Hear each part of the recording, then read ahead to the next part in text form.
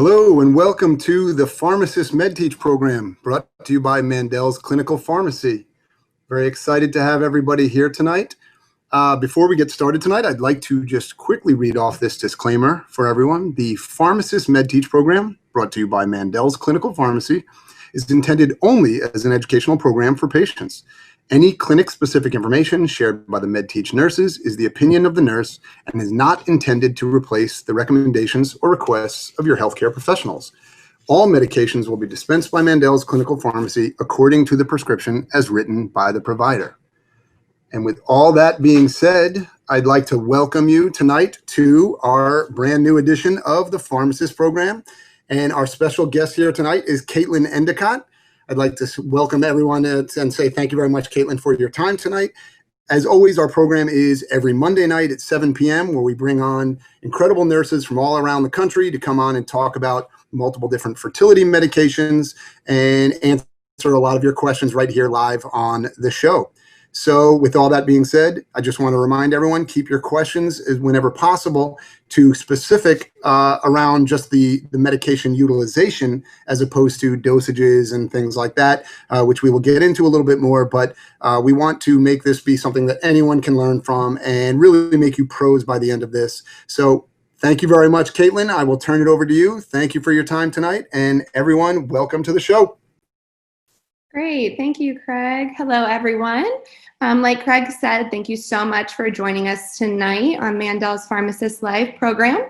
My name is Kaitlyn. I am an IVF nurse in the Northern Virginia area. For those of you who may have logged on to the live broadcast a couple of weeks ago, welcome back. I probably look a little bit familiar. And for those of you that are new, thank you so much for logging in with us tonight. And I hope that you enjoy the topics that we have lined up for this evening.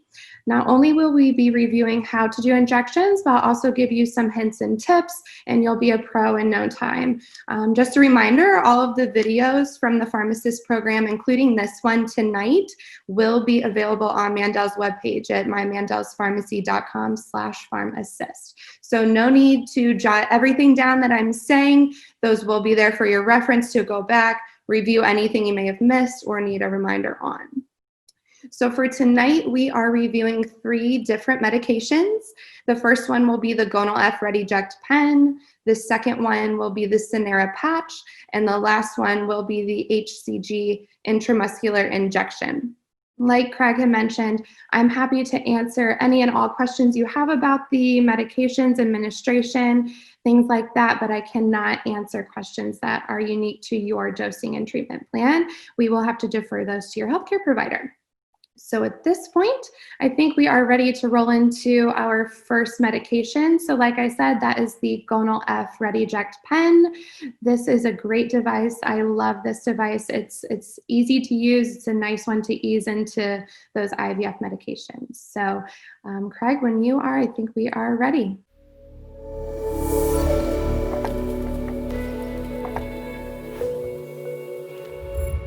In order to inject the Gonoloft Eject pen, you need a couple of supplies. First supply is, of course, your pen. Second supply is your needle cap. Your box should come with a bunch of these little guys in there. Third thing you'll need is your alcohol swab to prep the skin site. The first thing I have patients do is, of course, take off the cap to your Gonoloft pen. You'll see there is a chamber. This is where the medication is held inside of the pen. There are different units of pens, so depending on the size unit that your provider ordered, there will be different amounts in the pens. So I always confirm that there's the correct amount in the pen. Then take the needle cap. This paper will peel off like this, and you'll see the needle inside. Be careful not to prick your finger there. And then the cap just twists on to the top of the pen. At this point, I have patients dial up their dose. So you'll see that there is a window there. You can see 0 in there now. Depending on what your dose is, that is the dose you will dial up to. So for the sake of the video, we'll dial up to 150. So you'll dial it back until you see 150 units in the window. Now, if you go too far, that's okay. Go back and forth. It's not going to hurt anything here. So go until you see 150.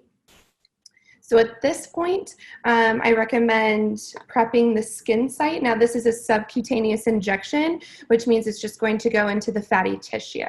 There's different sites that you can use. Your provider might have a preference. In general, typically, I recommend the abdomen, so anywhere that you can pinch an inch of skin and the belly fat is fair game, as well as the thigh tissue as well. For the sake of the video, this is going to be my skin for today. So at this point, you'll take your alcohol swab. Go ahead and clean off the site. Let it dry. Let it sit for 15-30 seconds until it's completely dry. That helps take away any discomfort when injecting with the needle. Then you will take this big cap off, and you'll see a colored sheath here left over. Now this is your last line of defense before the needle, so make sure that everything's ready. Once you have confirmed that you're ready to inject, you'll take this off here and you'll see the needle. At that point, you'll pinch an inch of your skin that you've already prepped. And then I recommend, I tell my patients to have the window with the numbers facing up toward you so you can actually see it when you're injecting. And then you'll go in fast, 90 degrees like a dart. Yes. Wiggle your hand up and you'll push that plunger. Push it hard, and as you're pushing the plunger, you'll actually see the window go down to 0. That's how you know you got your full dose. At that point, you can take it out. And then I recommend recapping with the big cap so that you don't stick yourself. That just pushes on there. And then it turns off the opposite way. This part goes into your sharps container. Your Gonoloft pen, you can put the lid back on. They are multi-use, so be sure to save it for your next dose. You don't want to toss it out until the pen's completely empty. Okay, so that was the Gonoloft pen. One thing I did forget to mention in the video, and it's a common question that I do get, is when you are dialing up your dose on this pen, this plunger is not going to move when you're just dialing. It's only going to move as you press the plunger in when you're injecting. So I do get a lot of calls from my patients. They think that the pen is actually broken because when they dial, it isn't moving up and down. You don't want it to, you'll lose medication, you know, if that happens. So that's totally normal. When you're pushing in the plunger to inject, that's when you'll actually see the plunger moving down toward the needle. So I think we are ready if anyone has any questions. I am here to help. Perfect, and thank you very much. So a couple quick things, as we mentioned before, this is live, so you're joining us whether you're in Zoom or on Facebook Live. You can type your questions right into the chat. Either side is fine, and we're pretty much open to any product right now. So if you have questions that aren't about the products that we're talking about, obviously you can work those in as well. The only things we can't answer are things like, are you going to be, is your vacation going to get ruined because of the tropical storm coming through? We cannot help you with that, but we will do our best with everything else, such as this question that just came in, Kaitlyn, for you. How painful is the injection? What precautions can I take to assist with this? So typically this isn't one that is too painful. And one thing, like I mentioned in the video, letting that alcohol dry completely on the skin can help to take away like the pinch or stinging or that prick feeling a little bit more compared to when the alcohol is wet. It can cause that stinging. Some patients say they barely feel anything at all. Some complain of a prick or a pinch. But typically, you know, it's not going too far under the skin in comparison with a lot of other injections. So it's typically tolerated pretty well. Another tip that I usually recommend is when you're physically pushing the needle into the skin, the faster you do it, the less you're going to feel it. Usually though, for people that are new to doing injections, especially to themselves, it's a little bit nerve-wracking. So it might take a few times to gain that speed, but the faster that you can actually insert the needle through the skin, the less you're going to feel it. I think that's usually the small, easy things that you can add on that can help to take away the pricking that people complain of. Perfect. And that may not be the last time we have questions about these types of things, about how to, what to prepare for. And these are all general questions that we hear quite often. So one thing we always like to say is any questions you think of, you're not alone. These questions are being asked every single week by multiple people. So feel free to ask us anything, and we will do our best to make you feel comfortable and ready to go. The next one is a little bit more specific about the injection itself. It says, is it necessary to prime the pen before I inject? I keep hearing about this, but I'm not entirely sure. So you do not need to prime the pen before you inject the medication. I have seen some videos that recommend this. It's not wrong, but generally I don't recommend it. And the reason being is that the needle itself is very small in the diameter of it. So it really isn't holding much air in there. Also, keep in mind that this injection is going into fatty tissue, whether it's the belly, the thigh, somewhere that you can pinch that inch of skin, remember. So even if there is a little bit of air that gets injected, it is not going to hurt that fatty tissue. We're not going directly into veins with this. The movies make air bubbles and things sound extremely scary, right? But it would take a massive amount of air to do damage like that. So especially when you're going into that fatty tissue, a little air bubble here and there, a little bit of air that's filling that small needle, I would not worry about it. It's not going to hurt that fatty tissue. Great. Thank you very much, Kaitlyn. This question just came in, I guess probably right now with summertime, a lot of people are wondering about this. It says, how do I store the pen while traveling during a heat wave? Do I need to keep it refrigerated, in a cooler pouch, or is it room temperature fine? Yes, this is a very, very, very common question that I get. So this is kind of a layered answer. So there are different storage recommendations for the Gonoloft pen depending on where you are in the process, if you've used the pen, if you haven't. So we'll start from the top. When you very first get your pen delivered to your house, it comes in your big box of medications. You open your box and you see this cold pack insulated bag type setup, and inside of there is your Gonoloft pen and maybe some other medications depending on what you are ordered on. So that gives you the cue that it needs to be stored in the refrigerator. So I tell my patients, when you get the box, don't leave it sit over in the corner till you're ready to use it. Open it up. Anything in those insulated bags you want to take out and put into your refrigerator. Do not put it into the freezer. Make sure you're putting it into your refrigerator. So as long as you are keeping your unopened Gonoloft pens stored in the refrigerator, then they are good until the expiration date on the box. So you can count on that. That's the easiest thing to do when you get your box. You know it's in there, it's good till the expiration date. Now, if the pen reaches room temperature and it's unopened, it hasn't been used, but maybe you forgot and it reached room temperature, then it is good for 3 months from that point or until the expiration date. So whichever one comes first. So you can just leave it at room temperature at that point. Putting it back into the refrigerator isn't going to extend the lifespan on it. You know you have 3 months from the time that it reached room temperature. Now, once you have used your pen for the first time, you did your injection, you got that first one out of the way, you're feeling good, it doesn't matter if it's at room temperature or if it's in the refrigerator, you have 28 days until it expires. So once you use it, 28 days, and then it's no good.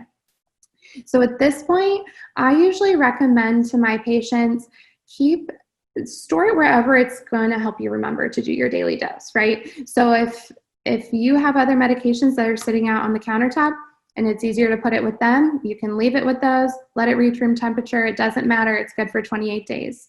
If you're used to it being in the refrigerator and it's easier for you to remember it when you're getting in there in the morning for your coffee cream or whatever, that's fine too.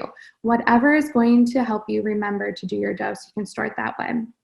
A question I get a lot is if having it at the cooler temperature of the refrigerator is more uncomfortable when injecting.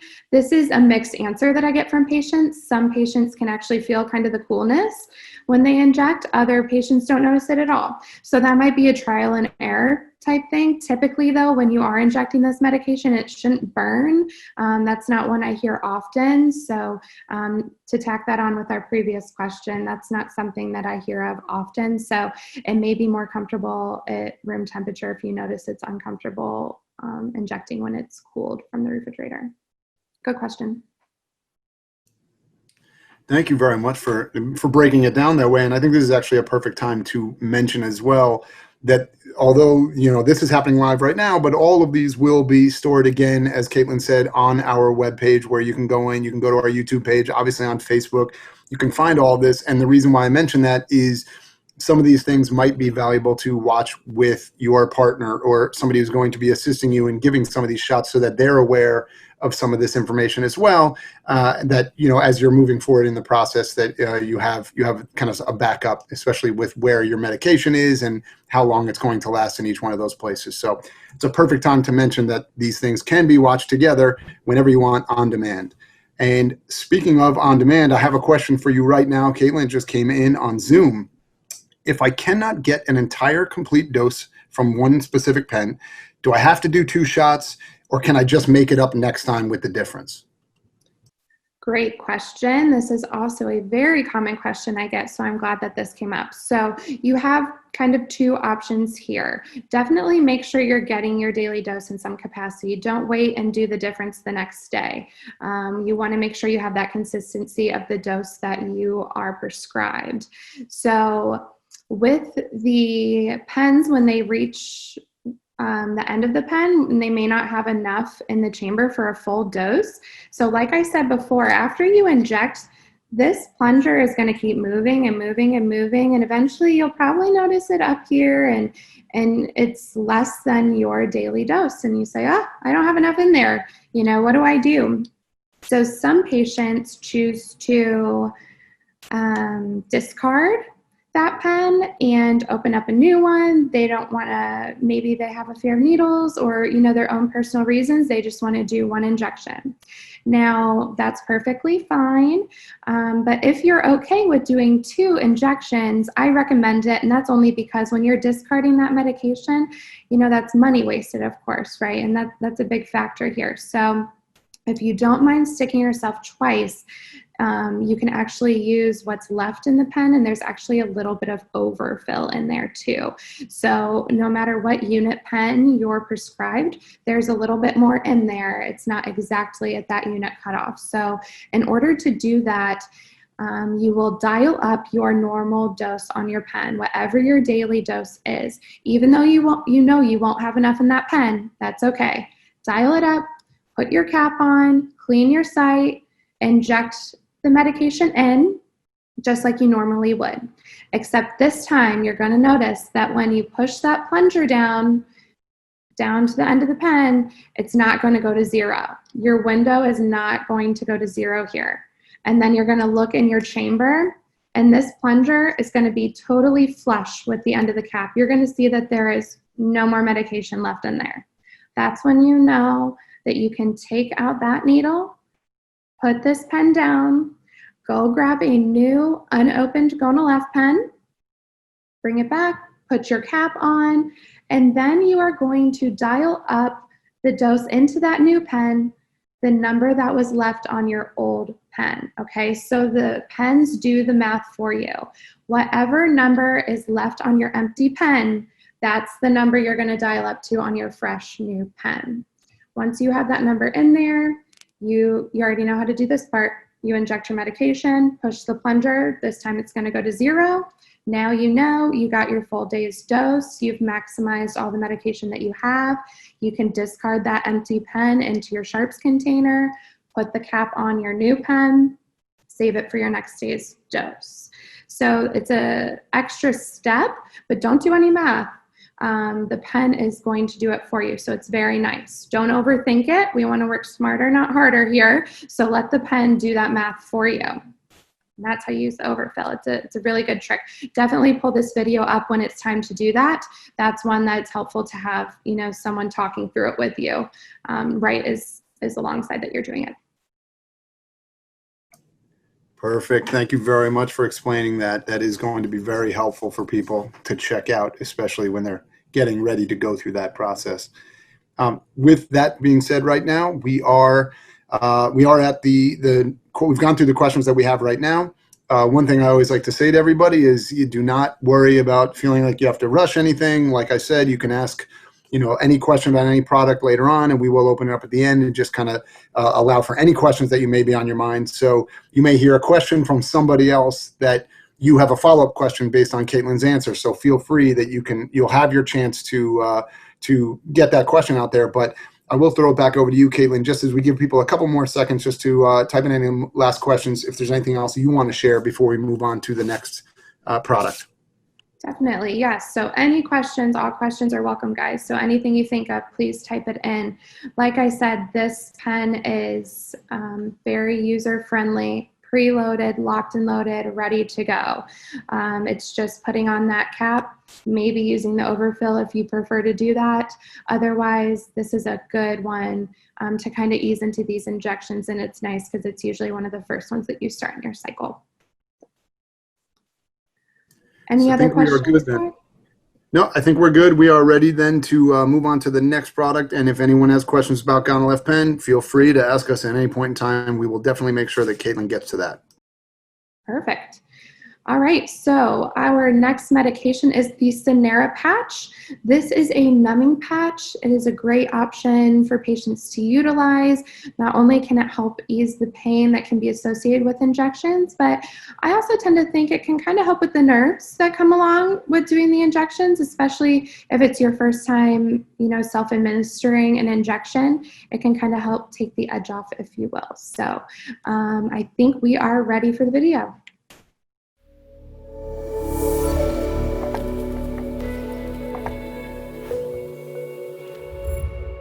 Now we will review how to use a Senera patch. The patches will likely come in packages such as this. So I recommend just gathering your supply there and deciding what site you want to use. Now, the patch does need to be applied directly to the site that you plan on doing an injection, and it does need to be applied about 20 to 30 minutes prior to your planned injection. You'll take your patch out of the packaging. This is the top of the patch, so when it's on, this will face outside, and then the sticky part is here, and there is a plastic film over it that you'll need to peel off.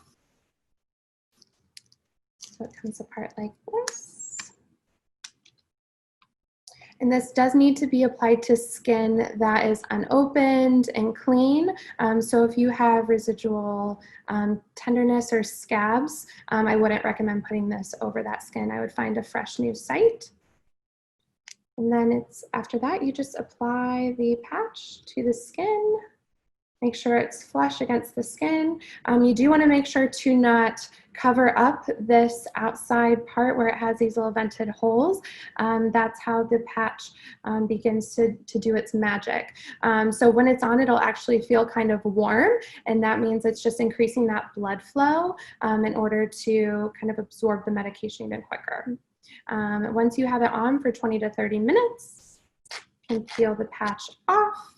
And then prep the site for your injection. And that's how you use the Senera patch. Okay, so another thing just to stress with the Senera patch is be sure to take off the patch before you do your injection. I actually heard a story just the other day of that not being clearly portrayed with the patch. So don't do your injection through the patch. Make sure you peel it off after that 20 to 30 minutes. Cleanse the site with your alcohol prep pad, and then do your injection just like you normally would. Also, I forgot to mention, when you are disposing of the patch, you can actually press it back onto the packaging that it came onto, just because when you peel this off, the medication is in the center, so that keeps it sealed on there for when it's disposed of so that no one else comes in contact with it. Also, when you're using it and for the first time and peeling off where this medicine is in the middle, be careful not to touch it with your fingers or it's gonna have that effect on other parts. So steer clear of the middle when you're peeling it off. It can be a little bit of a balancing act there to steer clear of the medication. I think that's it for me. What questions do we have about Senera? Okay, perfect. So the first question that came in says, you mentioned the little holes where we need to let it breathe. What happens if I don't let the patch breathe while wearing it? Is that going to be a problem? So if those holes are completely, sealed tight against something, then the medication may not be activated appropriately. The patch is sealed in that packaging. Once you open it, you peel back that layer off to expose that stickiness in the medication. And once you apply it, then that numbing medication is activated with the air that comes through those holes. So that's why you want to make sure when you're doing this to be mindful that you are keeping that open. You may have some effects still depending on, how tight the seal is over the patch, whether it's clothing or whatever it is that's over it. But to get that maximum effect, you really want to be mindful and leave it open to air so that it can activate the medication. That's great. Thank you very much, Kaitlyn. A question that just came in on Facebook says, is it possible, can I overdose on the medication if I leave the patch on too long? So you really only need to wear this patch for 20 to 30 minutes, okay? It's ready to go. At that point, no need to overdo it. If you forget about it and leave it on for too long, you're not going to overdose on the medication. I would recommend setting like a timer though when you put it on, use your smartphone, your watch, whatever, to set a 20 to 30 minute timer. That way it's easy. You can go along with what you're doing, and then that will remind you to take it off and do your injection. So you can kind of get both done with the same timer. But ultimately, it's probably not going to hurt anything if you forget about it and it's on for a little bit longer. Actually, I guess the exact opposite also came in. So everyone's trying to make sure they get the timing right on this. Will it still work if I only leave it on for 5 to 10 minutes before my shot, or should I delay a shot to make sure that I leave it on longer? Good question. So the patch, if you do not have it on for that 20 to 30 minute time frame, it's not that it won't work, but it just may not reach its maximum effect if you have it on for only like 5 to 10 minutes. So depending on what injection you are using it for, it may be appropriate to delay your injection for another, 10 to 15 minutes to reach that 20-minute mark. But if it is an injection that you've been given a specific time to take, such as like a trigger shot, I do not recommend delaying that type of injection. Typically, when your nurse gives you a specific date and time for an injection, it's for a very good reason. They've calculated things out based on whatever procedure you're undergoing. So I would hate for that to compromise this cycle. But that's something I would definitely, confirm with your nurse or your healthcare provider. But as just a general statement, I wouldn't let it delay a super time-sensitive injection, definitely. And again, I say this all the time to my patients, set a timer, make life easy, so you're not staring at the clock. Use your smartphone, use your watch, use your, all these devices they have now that you can yell and have them start a timer for you. Makes life so much easier. That way you know exactly when to take it off, and then you're ready for your injection all in the same time. Great question. Perfect. And this is just another reminder again to bring up that, yes, always listen to your nurses or your healthcare providers when they tell you a specific time. There is a reason for that. So make sure that you are listening to them. And that's hopefully where all these things are helping you to make sure that you're doing it correctly in a way that makes your life easy. That's our entire goal, is how can we make it easy for you and also be able to follow those rules that you're getting from your clinic and from your healthcare providers. So that is it on the questions that came in right now for Senera. Pretty easy. It seems like this one, most people understand it. So I will, again, give you a couple minutes, everyone. If you have any other questions, I'll throw it back over to you, Kaitlyn, if there's anything else you want to share before we decide if we are going to move on, if there's no further questions. Great. Yeah, this is a great option for those who are maybe new to doing self-injections or a little nervous, have a fear of needles. It's just one less thing to have to think about, when you're injecting the medications. You just really have to worry about physically doing the injection. It's not as much as feeling what comes along with it. So I definitely recommend trying it. It doesn't hurt to try, but definitely confirm that with your healthcare provider. And just a side note, not even just with the patch or trigger injections, use, resources to make things easier. I know I talked about this, but setting a timer, or if you use an agenda or whatever you use, a planner to organize your life, use it for your injections. It takes off that added stress of worrying about missing an injection or something like that. Use those resources to make your life easier. All right, anything else, Craig? No, that is it. That is perfect. Thank you very much. I think we are ready to move on to the next product. Again, just in case, if you think of anything based on anything we've talked about, or as we move on, feel free to bring it up later. But otherwise, we are ready to move on. Kaitlyn, whenever you're ready. Perfect. So our last medication for tonight is the Hcg injection. Now, this one is an intramuscular injection. It's often used as a trigger shot. I know that the intramuscular injection type can be intimidating, but I think that this video will help. I'll give you guys some hints and tips too. It'll make you feel more confident when that time comes for that first intramuscular injection. I think we are ready, Craig.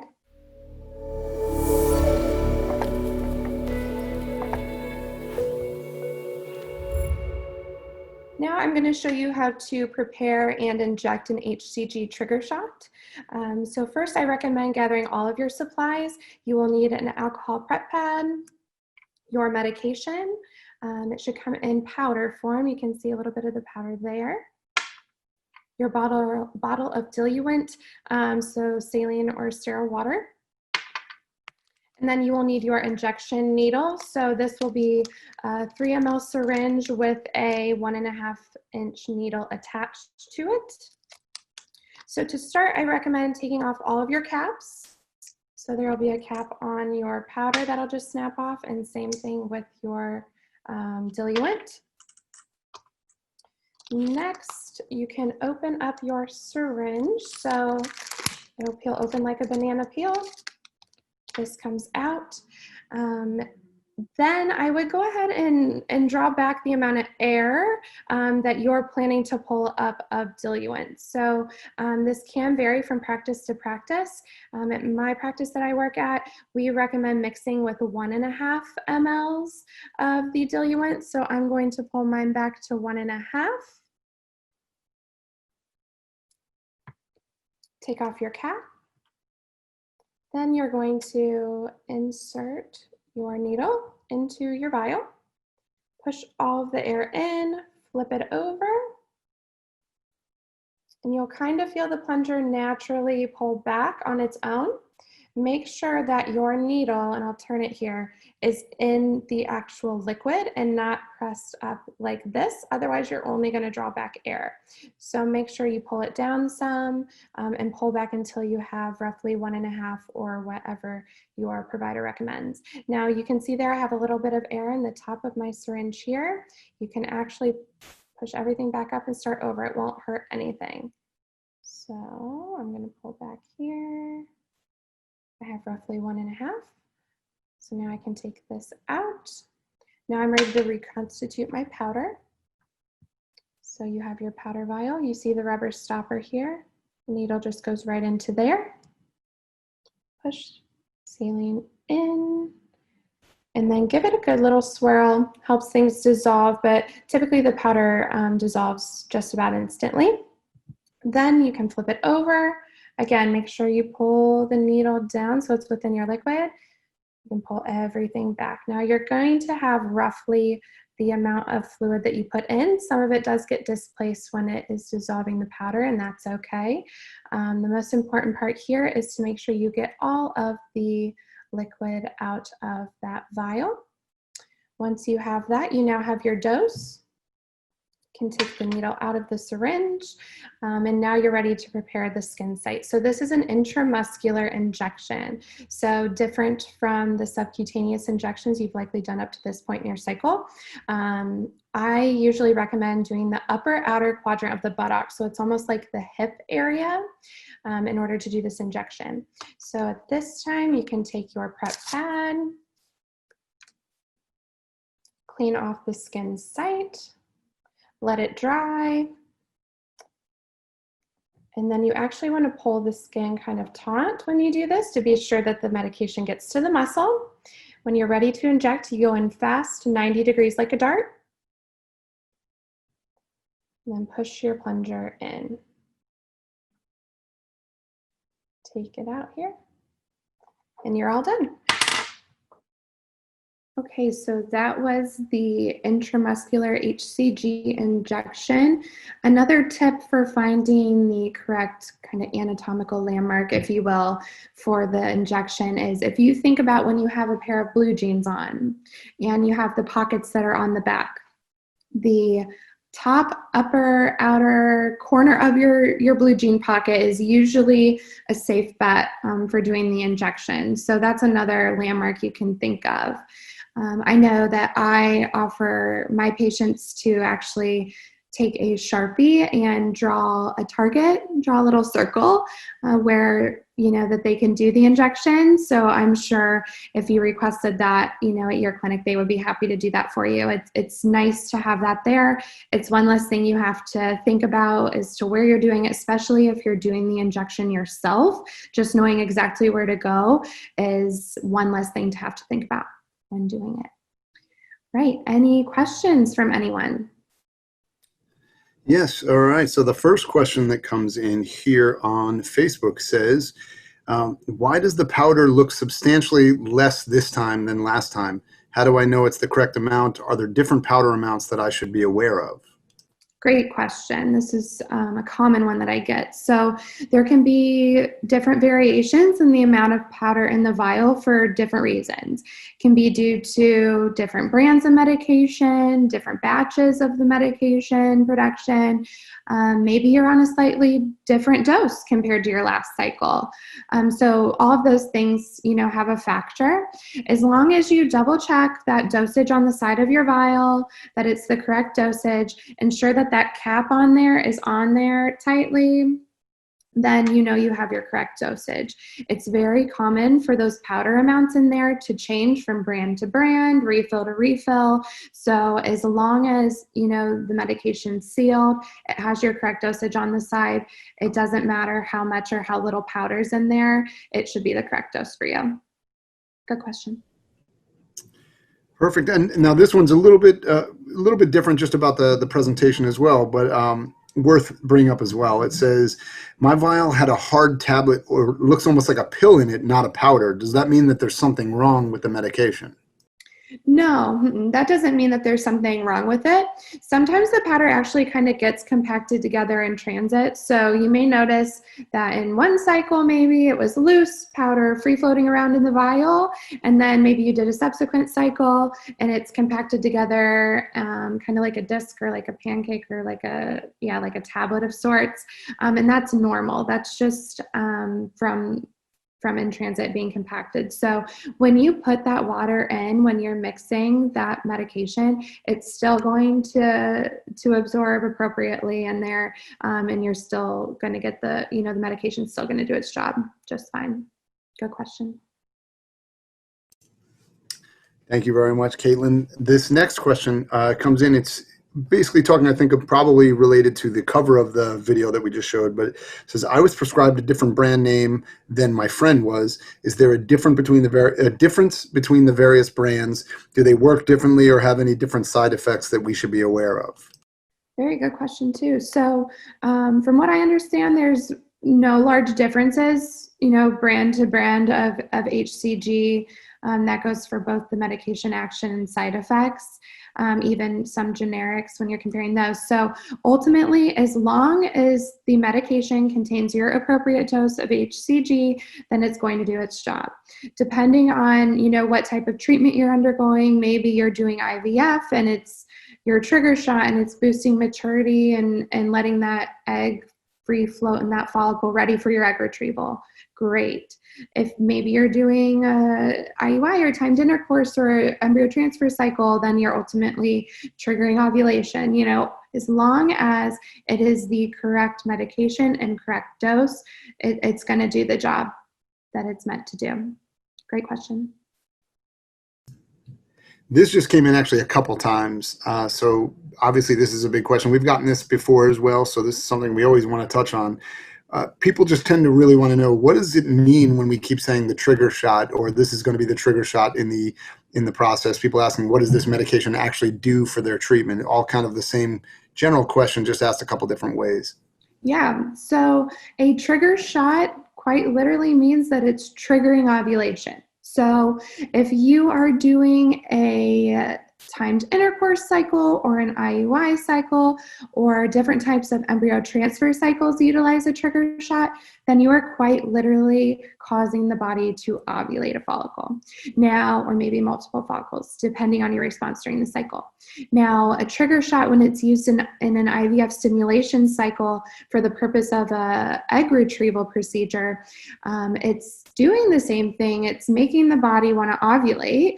And the reason that we do it is it actually gives a last minute boost of maturity. And then as these eggs are growing within the follicles, the eggs are actually, if this is your follicle here, this circle, the eggs are actually attached to the wall of the follicle throughout their development in the cycle. So this trigger shot actually causes the egg to loosen from the follicle wall, makes it free float around in the follicle. And then that is why that particular injection is timed out so critically from your egg retrieval, because we want to go in and actually aspirate the follicles and get the egg out before the body ovulates it, right? If it's stuck to the follicle wall, it's not going to do us any good. So that's where all the timing comes in. We are timing it out so that the egg is free floating in the follicle, but it hasn't left the follicle, it hasn't ovulated. We go in and get it before that happens. Excellent question.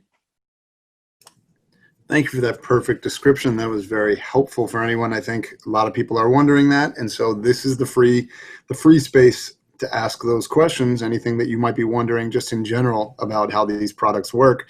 Speaking of, this one came in, it's a little bit, this is kind of, I guess, throwing back to Gonoloft when we were talking about that earlier, but this question just comes and says, I feel bad for asking this, but what does Gonoloft actually do? Don't feel bad. That is a great question. So it's actually a follicle stimulating hormone. So it's actually making those follicles grow.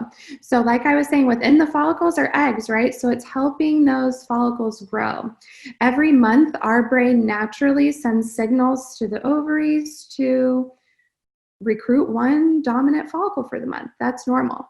This medication is overriding that and actually causing multiple follicles to develop. And that's why we do IVF. We want to maximize our egg yield. So it is actually causing the growth of multiple follicles within the ovaries. Great question. Perfect. Thank you very much. This is a great time again to bring up, if anyone does have any other questions about any of the three products that we've discussed today, or quite frankly, any of the products that you may be on or have been prescribed for you for your treatment, we are open now to talk about anything. At this point, it seems like everything that has been asked, I passed on to you, Kaitlyn. So if there's anything you want to share, as we get close to wrapping it up, to give people the chance to type in any last questions before we close it up for the night. Yeah, most definitely. Please ask any questions, whether it's what we talked about today, previous live sessions, the videos posted on PharmAssist, or if it's just a general question about, treatment cycles that I can help answer to help understanding of what you're actually, undergoing and what's happening with your body. It's important for you to understand that part of the process too. So we are here to help with any questions, not just, directly with medications. One quick thing, just wondering, Kaitlyn, for you that we like as we're wrapping up, just to ask, is there any last bit of information you would like to share, just, personally from your point of view and your experience that you have for people? Everyone basically listening now is conceivably somebody either about to go through this, who has gone through this, maybe supporting a family member or a friend through this, or is just, just interested and wants to know more about it. And you having interacted with plenty of people like this over your time and your experience in the industry. Is there anything that you'd like to share with everyone before we say goodnight? Yeah, definitely. I always recommend my patients, this process is stressful you know, in all different ways, physically, emotionally, it can be financially stressful, mentally stressful. So finding something every day that you do for yourself, your self-care time, take 10 minutes for yourself, do something you enjoy doing, let your mind just relax. And trying to really cut out as many outside stressors as you can too. It can really help your experience. And the world is crazy right now. We all know that, but you know, trying to find something that you can do for yourself every single day to help decrease, you know, those other stressors can really make a difference in your experience in the cycle and you know, what you take away from it. Another kind of tip with the injections, it can be intimidating. We all know that, right? That's why we're doing these videos. We're trying to make this as easy as we can for you guys. But ultimately, do these injections with confidence. You're going to do them fine. It's going to be, you know, you're going to be a pro at this. Do them with some confidence, you know. That's really going to help boost, you know, your morale during the cycle too, and really take control of your treatment. So that's the other recommendation that I give to my patients that I think tends to make a positive difference for their experience. That's great. Thank you so much, Kaitlyn. We appreciate it. It looks like we have covered pretty much everything out there. So I will turn it over to you to start wrapping up the program tonight. Great. Sounds good. So thank you all so much for tuning in and taking the time. I hope that these videos and the hints and tips and the Q&A and all of that is helpful and something that you will be able to use in the future. Another reminder, all of these videos will be on the PharmAssist tab on mymandelsPharmacy.com, especially all of those Gonoloft days and different conditions I ran through. That's definitely a good one to go back and review, as that's a lot to jot down. But thank you so much again for tuning in. I really appreciate it. And, you know, really take the time to utilize these resources. We're here for you. So anything we can do to help, you know, any questions you have in future lives, don't be scared to shoot them through. I think that's it. Thank you guys so much. Back to you, Craig. Thank you, Kaitlyn, so much for making the time tonight. We really appreciate not only your expertise, your knowledge, your ability to walk this through and make it very comfortable and easy for everyone. And that's really what this whole program is about. And we couldn't do this without you. And so we really, really appreciate the time that you made for us tonight. One of the big things we want to say thank you to everyone who made time to join tonight as well, to come in, to watch, to listen, to share your questions. Remember that for every one question you have, there are multiple other people out there that are thinking the same thing. So every single question is valuable. Every single question is important, and every single question is something that should be asked, because the answer is something that, you know, not just you can benefit from. And so that's really what this program is about, is to, at the end of this, hopefully you will feel like you are a pro, you're ready to go. As Kaitlyn says, you'll be able to approach this with confidence and know that this is in service of something, you know, much more important to you, and that we can help you get there. That's what our goal is. All of these videos will be up on our Facebook page, our YouTube page, and as Kaitlyn mentioned many times, on our mymandelsPharmacy.com page, on the PharmAssist tab, where you can see not just these full videos in their entirety, but all of the mini individual videos. So if you just want to watch the walkthrough of one of the different products, you can go there as well and check those out.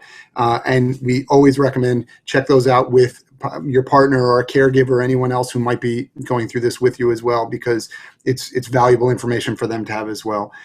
This program will continue every Monday night. We will have this at 7 p.m. Eastern.